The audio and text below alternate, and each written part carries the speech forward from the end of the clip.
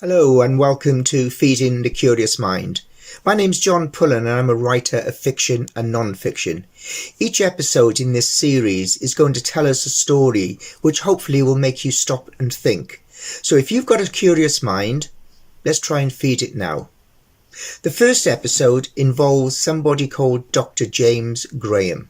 He was a doctor back in London about 200 years ago. Now, in those days, doctors often came up with their own personal cures for certain ailments. Today, a doctor will have to undergo many years of study and training before they're allowed near patients, and that's a good thing.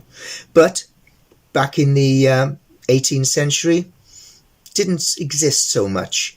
So we had weird and wonderful cures, which included the use of horse dung, ants' eggs, and even powdered human skulls. I don't know about you, but if my medical professional these days offered me that, I'd probably run out through the door. Now, Dr. Graham came up with what he believed would be a cure for infertility. And back 200 years ago, infertility was something which wasn't really discussed. It was one of those secrets kept in the bedroom. But he said, I can cure you.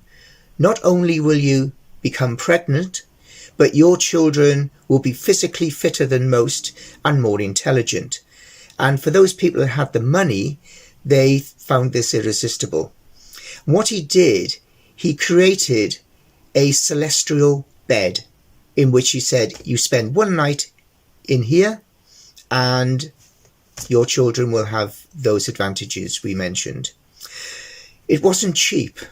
In fact, it was £100 per session or per evening. And he did have quite a few partakers. And that was a lot of money in those days, a great deal of money.